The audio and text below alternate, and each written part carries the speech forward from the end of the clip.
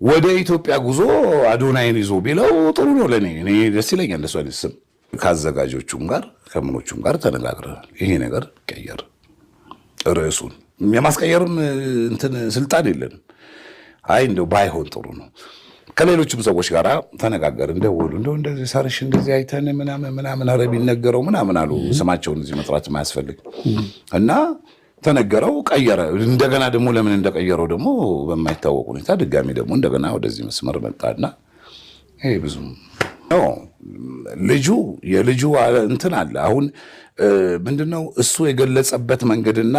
ሌላው ተመልካቹ የተረዳበት መንገድ የተለያየ ሊሆን ይችላል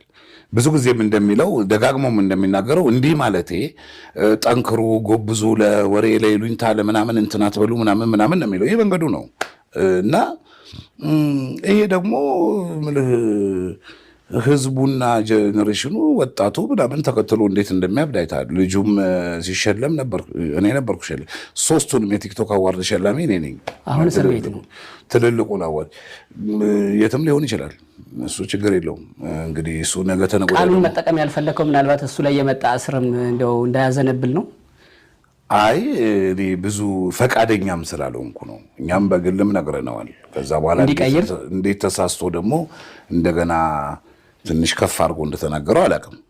እንጂ ልክ አይደለም ይሄ እንደዚህ ይሄ ባይሆን ጥሩ ነው በቃ ይቀር ሌላውን ነገር መስራት ይችላል ምክንያቱም በጣም ብዙ ነገሮች ይሰራሉ የሚገርም አይደለም ብዙ ነገሮች ይሰራሉ እዚህ ሀገር ከዛም በላይ የከፉ